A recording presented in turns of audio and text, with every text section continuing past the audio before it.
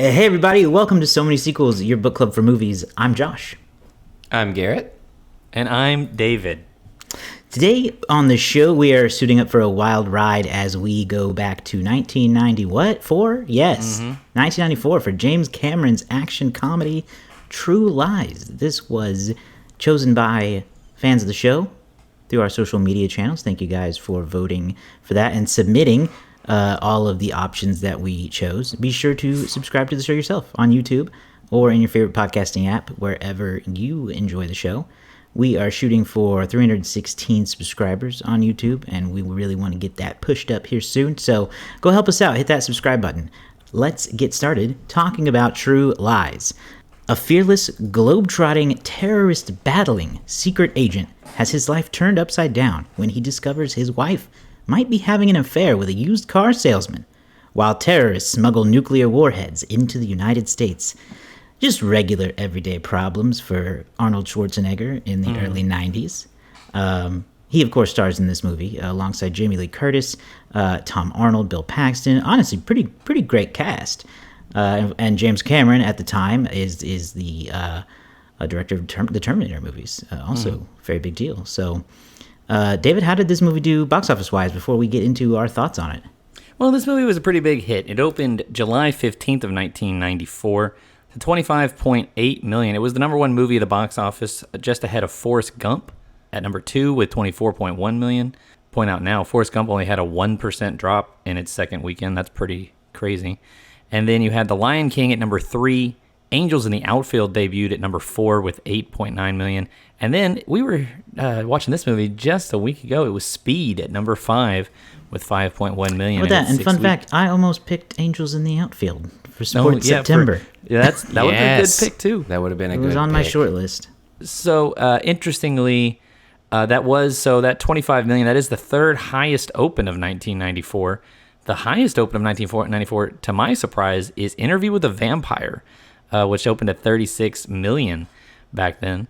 Number 2 open of the year was The Flintstones. We love it. Vampires and Flintstones. It was a freaky year in 1994. It was. 94 was a fun, weird year. True Lies also had a great second weekend, only falling 20% to the number 2 spot, which went back to Forrest Gump. It had an excellent run, $146.2 million in the United States. That's the equivalent of about $310 adjusted for inflation. It did $232 million overseas. According to Variety, it was the number 1 film in Japan for 12 straight weekends. Worldwide total of $378.8 million. Reportedly, True Lies is the first film to ever have a budget of more than $100 million. It had a budget between 100 and 120, based on most estimates. That's, in today's money, that'd be a budget of about $212 million. So, I don't know, maybe adjusted for inflation, these movies are making today are about as expensive as True Lies. I don't know. We talked about the year of 1994 a little bit last week, but the number 1 movie in 94 was Forrest Gump, Lion King number 2, and True Lies finished number 3. Just ahead of the Santa Claus and the Flintstones. So I told you last week, we did Speed. We've seen the Santa Claus. We also watched Clerks in 1994. You can see that review from us. Ace Ventura, Pet Detective, and Star Trek Generations. Those are our 94 movies. Overall, very interesting year. That's your box office run for True Lies. Any questions, y'all? No, not for that. Not about that. Sounds great to me. I'm ready to get into our first thoughts on this movie here. Yes. Because this was hyped up a lot. This won by a good amount in the polling. I heard from the agency responsible for counting those in a fair, neutral way that it was not close. It was not close. It was True Lies, runaway win. Every place we put up the throw us your suggestions questions, True Lies was always pretty high in terms of recommendations. My first thought and first question to everyone about this movie is, why is this so long? Why is there so much happening in this movie? It's awfully long for an action comedy. Yeah, okay. You know what I mean? There are just so many storylines happening. You've got Arnold living a secret life as a spy, a super spy. You've got his wife, played by Jamie Lee Curtis, who is just kind of like the forgotten wife at home, is how she's kind of been feeling lately. And she goes into her own side story with Bill Paxton, who is coincidentally pretending to be a spy. By sheer coincidence. To get her to sleep with him. But also there is nuclear terrorism afoot. I can't take all of it. I can't do all of it. I needed focus on a couple of them, maybe. So there's too many of that, but the action was super good. I did love the action, and I found out that a lot of the coolest stuff, like the fighter jet scene at the end, was practical effects. Those were real models that were filmed, so it looks real because it is real. They're just movie magic to look like a real fighter jet. It's flying through Miami. But it's cool that it's not early visual effects or anything. But I also feel like it could have leaned a little harder into comedy. I think the first thing they could have done to do that better is to cast a funny person as the sidekick and not Tom Arnold. I don't know why they went with someone who's remarkably unfunny. Just maybe one of the unfunniest people ever. I hate every second that Tom Arnold was on screen. And this is how I kind of, once I thought of them as this comparison, I couldn't unsee it. You guys might think I'm crazy. Arnold is Gaston, and he is LeFou. And I hate him. All he exists to do is chase him around and be annoying. Yeah. So that's major criticism. But there's 2 movies in here I think that I really like. So there you go. That's my first thoughts. Yeah, Garrett, I kind of want you to go ahead, but at the same time, I want to sneak in that I agree with you, Josh. This feels like 3 different movies welded together. Yeah, I agree with you that it is far too long. It had good moments, it had bad moments. Again, it didn't necessarily seem like it knew what it wanted to be to me. There were moments when I would be like, oh, this movie's really, it's actually funny, and it feels like a satire almost, some of these extreme things that they're doing and they're going through. It feels like it's being a little bit of a satire on the action genre. But then there were other moments where it felt like it was too serious. It became too serious in the wrong parts. A lot of this movie in the 90s was written for the 90s, and a lot of it does not carry over well. And for me, seeing this is the first time seeing those parts, I didn't have that moment of, I had that moment of, oh, no. Why you say those things? Don't do that. That's not good. You say it a lot, too. Why do you keep saying? And it just kept showing up. And this movie, I will get into it later, but is also just James Cameron's version of Jingle All the Way. And I don't think I can be convinced otherwise. There are too many underlying plot themes that are way too similar. So that is my thoughts coming out of it. I mean, again, the action is good, but it was also good in Jingle All the Way.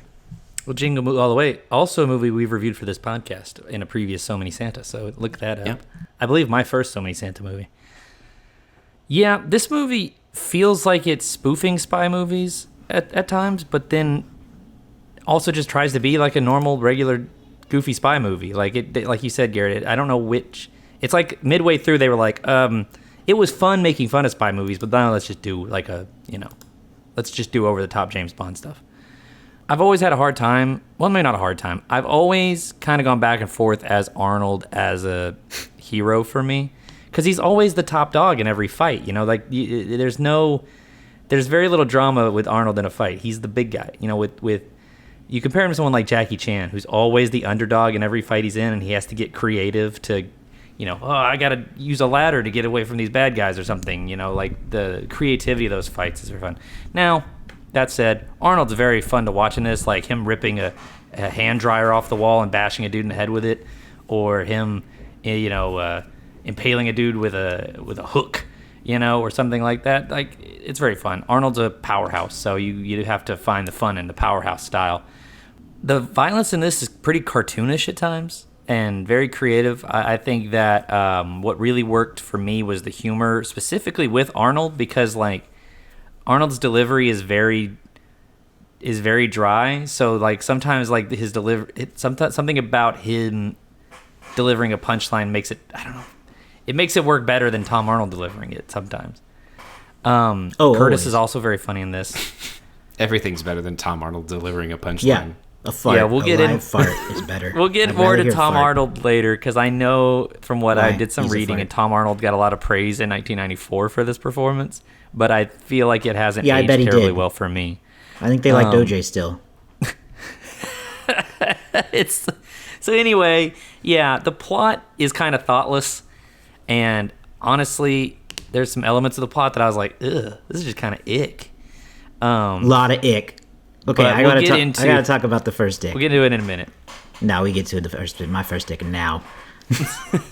Go ahead. That's the end of my first thoughts. Okay. When Harry discovers what's going on, I just want to jump to that. Okay. And he sets up his elaborate, in his mind, romantic, what do you call it? Ruse, yeah. Where he is... Are you impressed by my vocabulary, David? As he has essentially kidnapped his wife via use of the United States government. Yes. And is interrogating her. Yes. Very heavily, mind you. Yes. With Tom Arnold. Like, aggressively, probably would be told not to behave that way. She destroys the glass. The protective glass. He breaks her, yada yada. Then he sets up, I'm gonna help you or you'll never see your family again. Yeah. And then, okay, so look, what gets me about this, so we're cutting to the middle part of the movie here at this, like, the second act is the weird act. It's where he catches his wife 30 years old. Maybe having an affair with him. And then he tracks her down. He abuses his power as Omega Force spy, or Omega Department spy, to do all this stuff. And this scene that I've seen out of context my whole life of Jamie Lee Curtis dancing for Arnold Schwarzenegger, like, Jamie's very funny and she's very klutzy in how she's presenting this thing, but at the same time, it wasn't funny to me. It was really cruel that, like, his wife, in a moment where she thought her life was at risk, right? Right. Confides that she just wanted to feel special. He has her under duress. He wants her to undress. He has set her up to do this mission. Yeah. He's hiding who he is, going as far as to use a tape recorder, playing a different voice, which, how could he do that? How do you know what she's going to say? And you've got it queued up, Kevin McAllister over there? Yeah. Tape and then big in the 90s. He, is like, we're going to do this. And his goal is for her to not know it's him? It's maybe borderline. Yeah. No, it's not borderline. Well, it's wrong. When he went over there and they knows, talked about how she had all the rows and stuff, and I was like, you got to announce yourself, bro. You got to announce yourself. Yeah. She don't know it's you. This whole time, she don't know it's you. David, I agree. Out of context, that scene has so many different connotations. You found it cruel. I also found it empowering for her because she, in that moment, found something that she had been missing. And she found, like, this confidence in this. She was presented as this poor, sad, looking for her whole person. And in that moment, she found something. She was like, oh, I'm feeling myself. I'm feeling inspired by all of this. And that was a really cool moment in that scene that, again, out of context, has been shown for several different reasons outside of it. And so seeing the full thing of it was really helpful.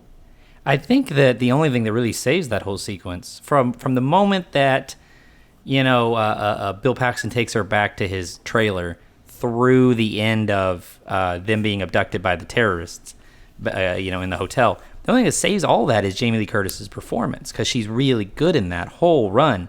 But to me, it was just so crazy that, like, his wife, in this moment of duress, expresses the idea that she just wants to feel special and valued and that needed. And he goes, okay, I'll give her her own adventure. Right? I can't do Arnold.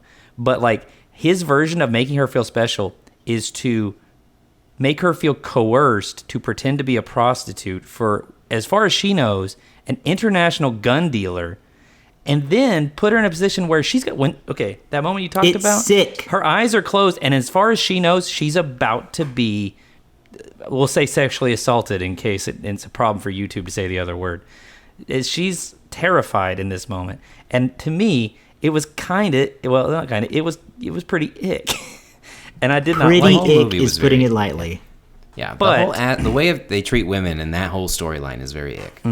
It was very strange, because to me, it was like, Arnold, there's a really easy way around this. Is it just put her in a fictitious spy, what she thinks a spy is, as opposed to or tell her the telling truth her to pretend that to be she a prostitute. is living that life. Yeah, it's true. Tell her you're already married to a spy. Yeah, that's the yeah, thing. This it's was one a very. thing when, Go ahead, Josh. I was just going to say, going into that, it's one thing when it is Bill Paxton's character who is intentionally sleazy and gross and says a lot of really awful things about women in particular.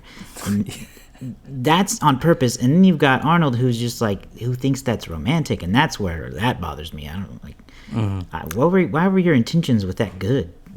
Yeah. Yeah, but and when that's yes, where this Bill movie Paxton feels really comprehending hits the the plan. sleaziness.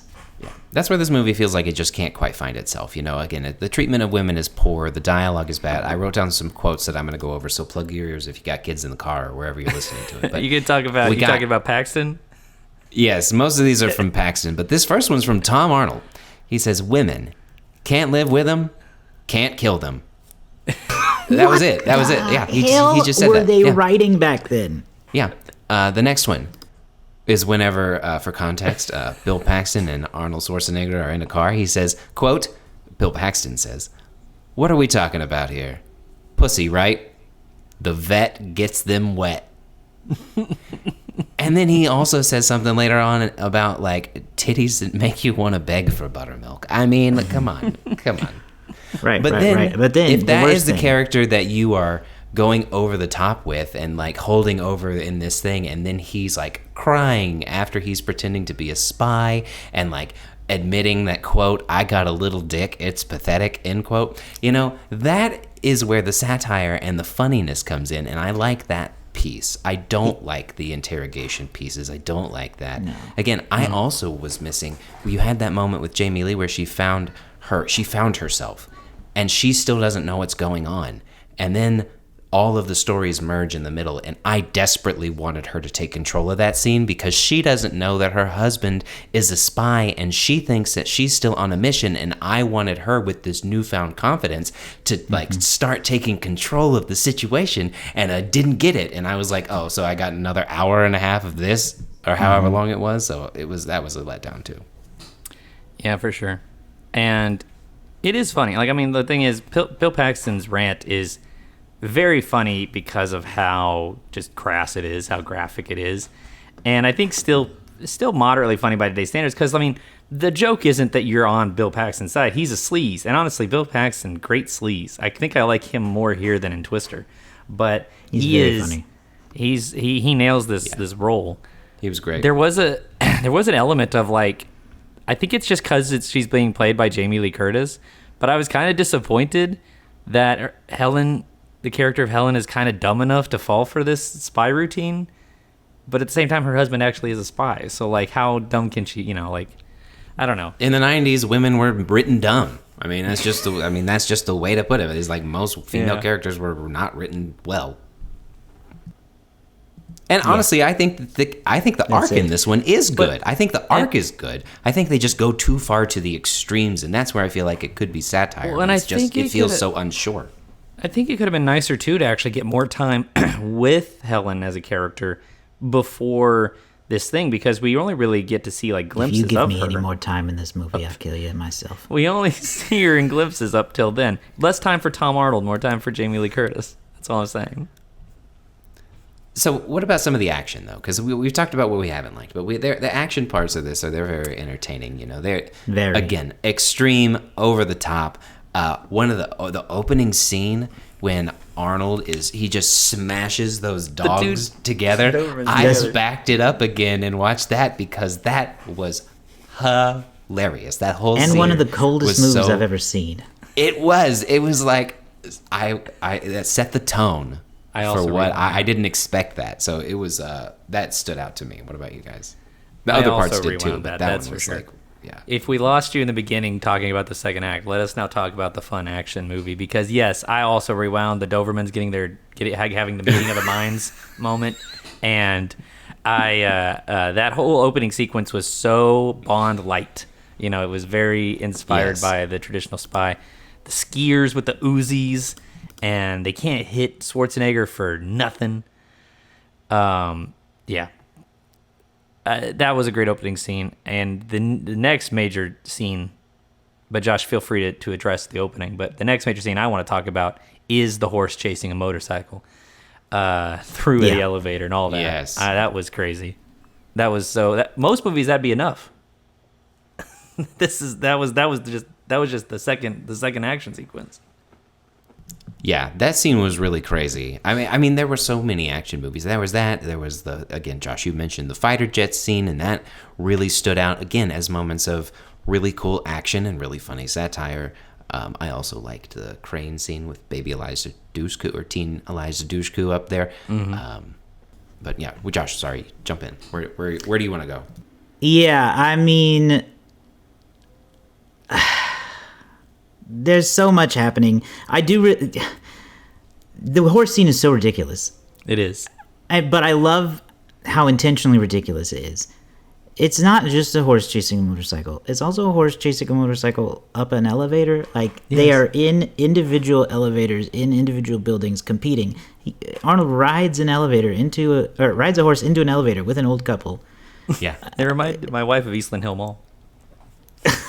I could see that. It was very similar to that. And then he rides on the rooftop with his freaking horse. And the horse like he's going to jump across it. With the horse. And that horse is just like, I'm down. No, that was horse ready said to go. that horse said, "Nay, I ain't doing that." Nay. That horse is the smartest character in this movie. That was honestly to me one of the funniest moments early on, was that because I said, "Arnold, don't do this." I said out loud, I said, "No, Arnold, don't do this. This you're gonna kill this horse." And that horse was galloping full speed, and then it put on the brakes, and I was like, "Good for you, horse. Good for you." That horse said, "F that." Yeah, the horse knew. Yeah, and that other action scene you mentioned at the end there, Garrett, with a very young Eliza Dushku playing Harry's daughter. She's stuck on a crane, and he's basically helping her down with a fighter jet. Very cool scene. My issue with it is I was done watching the movie by the time it happened. Why is the movie... I was like, why are things still happening? Yeah. Why is his daughter here, of all places? Definitely... Everything after, by the way, lest we forget, everything after they nuke the Florida Keys is kind of just traditional Arnold Schwarzenegger action movie. Like, It's all just high pace, crazy planes flying, missiles, action. He's like, "Jump down, Daddy will catch you." And I was like, "Jump down onto the shards of glass because you shattered the window of that thing?" Like, she jumps down on the thing. I'm like, yeah, gonna get super scraped up trying to hold onto this window that's broken in half. We gotta also talk about, for me, in that same moment, the ending and the "you're fired" situation. You're fired. Because that, to me, I see, in this 2024 year that we live in, and this 1994 year that we've been to, I see some things here, and I don't like it. In retroactiveness, I'm sure in 1994 it was wonderful. I see it and go, "Oh man!" But I also went, "Haha, that's not even original." That was my first thought. Yeah, it was. I don't even think it was popularized at that point, but it's got to be a top 5 Arnold one-liner. You fired, and then fires the guy on a missile. Right. There's nothing better to me in the movie than when the terrorist takes a fighter jet to the nuts. That is peak comedy, perhaps. Yeah. That's James Cameron saying, "Fuck you." And see, that's again where it's like they have those moments that are over the top like that, and when they're well done, they really do feel like satire. I want to also rather mention, than purposeful or action focused. But in terms of action sequences, I also want to talk about a pretty tense one where Jamie Lee Curtis is trying to get out of a runaway limo, and Arnold's hanging from a helicopter trying to grab her hand to save her, to pull her out. Great moment. One, we get some classic "get to the limo, get down, get down." We get some classic Arnold lines. "The bridge is out," all that stuff. And I actually thought that was a really cool, when they pulled that off in the chopper, and you can kind of see all in the shot, the chopper, the guy holding the person on the end. I was like, this is a great stunt. This is amazing. That was awesome. So I want to point that one out for sure. I teased something earlier that I wanted to say is that this movie just reminded me of Jingle All the Way. Right. And I just wanted to give you the underlying baselines. Arnold, a man who is neglecting his family for work, constantly says he's going to show up and never does. And then he finds out that someone perhaps is sleeping with his wife. And then he loses his mind and tries to become Mr. Superhusband by going way too far over the top to fix the problem rather than just talking to the spouse. And in both, he's leading some kind of double life that the other person doesn't know about. Kind of a superhero in both of them, if you will. And one of them has Tom Arnold. One of them has Phil Hartman. And I swear to God, Tom Arnold just wants to be Phil Hartman. So there is no real difference between those two movies that I see. And Jingle All the Way was at least Christmas. There you go. Yeah. Okay, I can see it. But and I don't disagree. But as you were saying that, I was thinking, what is it about? I feel like a lot of movies from our childhood era that were made in the 90s, at least, early 90s, a lot of them had father figures who were like, I'd rather work than be with my family. Yeah. Why was that such a thing? The Disney dad syndrome, I think, is what they call it, or the Disney dad trope of the dad who's always working, too busy, and he's missing his kids are growing up. He's missing it. Arnold's always a dad missing his kids growing up. There was definitely a vibe in that era of Liar Liar was trying the same way.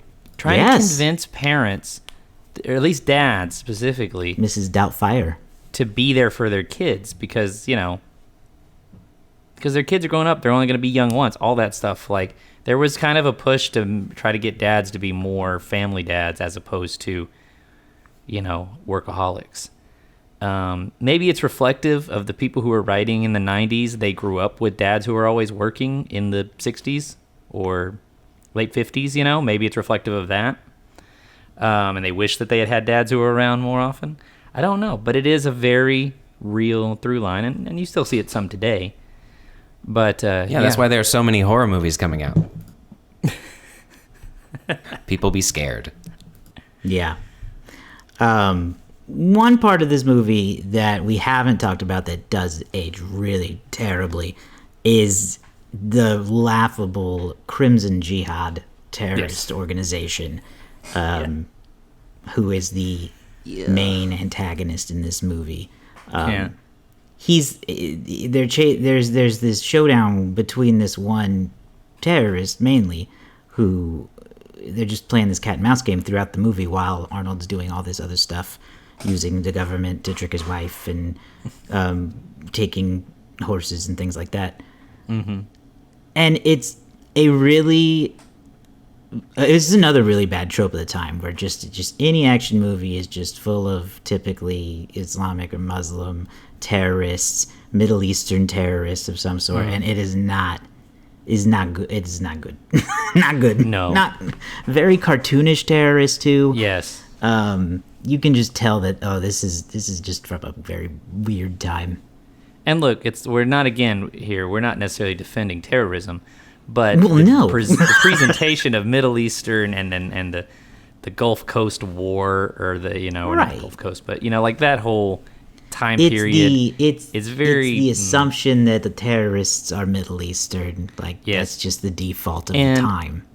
The presentation of them of being sort of like scheming and evil and also like very cartoonish. Like, some of the ways these guys die in this movie, these terrorists die, they look like freaking morons when Jamie Lee Curtis drops an Uzi down the stairs and it just mows down like 30 guys who just keep running into bullet fire. It felt like an Austin Powers scene. There's also the guys who, one of them, like, they pull out a bazooka and they blast one of their partners through the window under the car, and then they get killed by a pelican. Like, they're sort of a pelican death. They're very they're like Elmer Fudd terrorists, in how, sort of hapless they are at times. Right. They're not portrayed as cunning villains, I guess. No. So there's very little nuance to them. That's for sure. No. All right. Any other final calls we want to talk about before we do our final review and rating here? Any other moments from this 6-day long film? Yeah, I just want to call out a couple of fun facts here. Ken, Ooh, if I'd love that's to hear okay. a fun fact. Those will all be brief.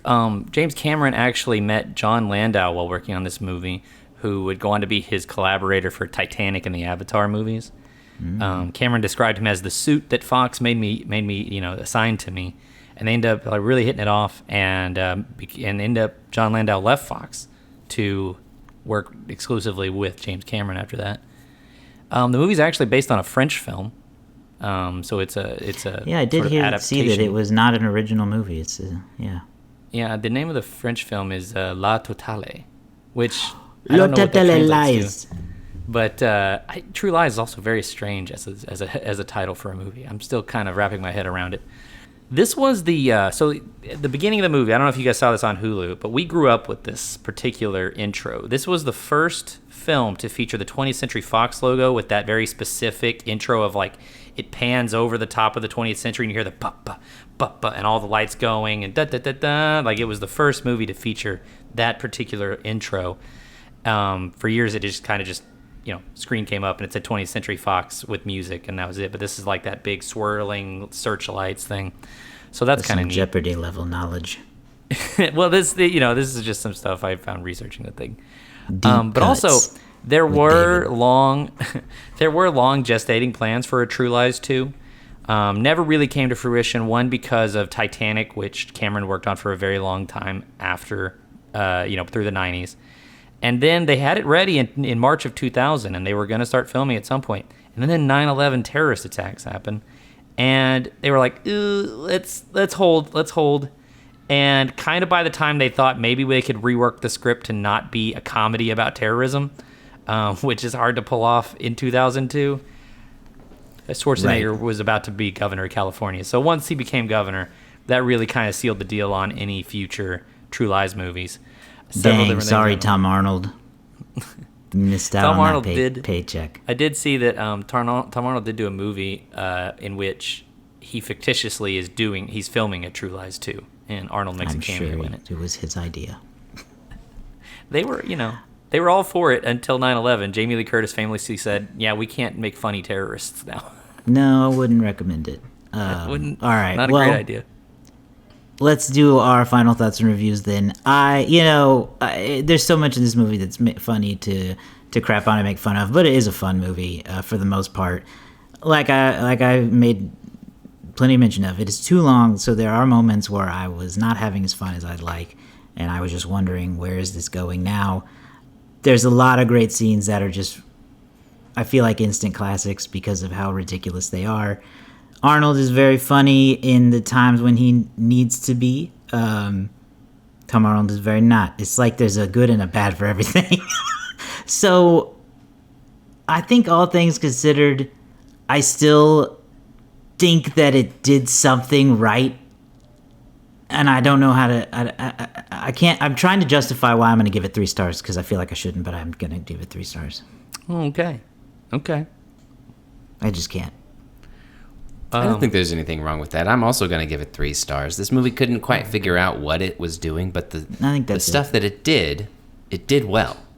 The stuff that it didn't do well, I bet in 1994 was really successful and doesn't hold over in 2024. 30 years later. So, yeah. So, I also agree. I think that for me, it wasn't for me. I don't have a nostalgia for it. It's first time seeing it. Honestly, again, it was too long and it didn't pivot in ways in which I felt satisfied. And so, it's 3 stars just because it seems perfectly fine. I'm going to push it a little higher, but not by much. I thought it was fun, but also a little weird. It's kind of a cartoonish action movie. It's everything you expect from Arnold Schwarzenegger, so like it meets those expectations for the most part. I don't think it's his best. Like, if you are going to ask me, I'd go with like Total Recall or The Terminator or something like that, which I think are slightly more thoughtful movies, despite being action movies or whatever. Second act was kind of off-putting. I'm going to go with 3.5 stars, but yeah, I think I'm in line with you guys. I did find so I can understand that in 1994 Tom Arnold and the other comic relief characters seemed kind of funny back then. They seem so dated now, and I don't even know what Charlton Heston was doing. Man showed up with an eye patch. True, he really did. Okay, Willie. Well, that's True Lies. Thank you all for picking that movie for us to watch. Let's get into Letterboxd game, see what the Letterboxd community thinks of this movie. We're all going to take a guess on a 1 to 5 scale, and whoever gets the closest is going to win. We have a very tight competitive race right now between the three of us, trying to steal the trophy away from David. I believe I have jumped into a small lead as of last week, right? Well, you're tied with me. I'm tied with you. Well, Garrett's bringing up the rear, but only 1 point behind. So but only 1 point behind. So basically, whoever wins today could take the lead. Could. Very potentially. All right. Or we have a three-way tie. Or it could be that. Let's take a look at some of the most popular reviews on Letterboxd. I also got some reviews from our Discord. Oh, you did, huh? Yes. Oh, yeah. Let's start with those. Hang on 1 second. So this is from our good friend Arch, and he called it one of the best action movies of all time. Vintage Arnold. Vintage Arnold and James Cameron team up. He likes the writing. He says the action is great, and it's 90s action at its best. They nailed the vibes. The comedic elements add a lot of fun to it. It's just a super fun movie. He rewatches it at least once a year. And then another good friend of ours, Mike Brower, he said, super fun movie. Tom Arnold steals all the scenes. Paxton is in a small Sorry, Mike. We love you, Mike. He says From who? Someone who could have done better?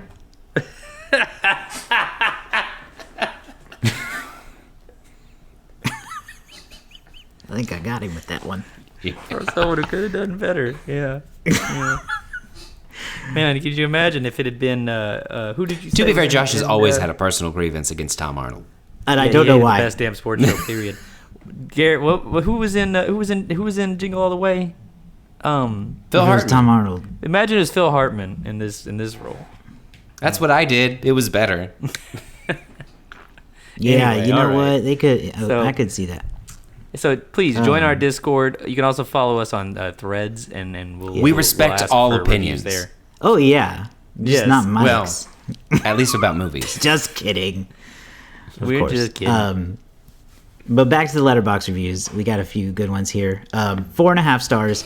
The most adrenaline-filled, hilarious movie ever about the horrible misuse of government resources for personal emotional gain. Yes. Last one. 5 stars. Still a perfect 90s action movie and funny too. James Cameron should make more movies like this instead of Avatar, which I think is all he's making until he dies, whenever that may be. So there was some love in there for the movie. Yeah, I'm not surprised by that. I feel like they're going to like it a lot more than we do. I think it's going to be high. I think it's I'm going to go with the 3.8. Okay. All right. I think it's definitely. I think it's going to be well loved. Josh, do you want to flip a coin on this? We're tied. What do you want to do? Would you rather go last? You can go first if you want. I'll go first. All right, go first. I'm going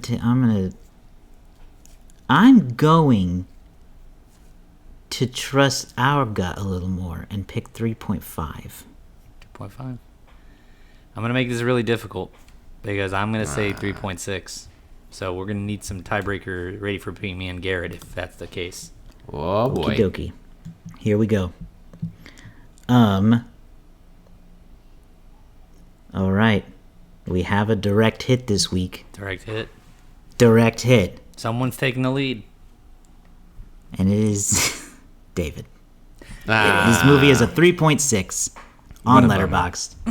I know, it's always a shame. It's truly like, I don't know, you're watching a movie where the underdog's about to win at the end and then they don't. And then everyone's sad. That's what Stay tuned for Sports September. We might be underdog stories. But honestly, guys, that's my first win since Twister. It's been a while for me. It's been a minute. So great to get back on the board. That brings me up to 15. Josh in second with 13, and then Garrett behind with 12. But still, anybody's race. I mean, anybody can win at this point. You know, we're all within 3 points of each other. Long game, baby. Got to be patient. Yep. A lot of movies to go. You got to play it. All right, well, that's going to do it for us this week on the show. Subscribe to our YouTube channel or on your favorite podcasting app to keep up with new episodes and reviews there. You can also follow us on Instagram, TikTok, Threads, and Facebook to stay in touch and let us know what you think of the show. Finally, head to SoManySequels.com. You can find all those links there and links to all of our past episodes. We'll see you all next time.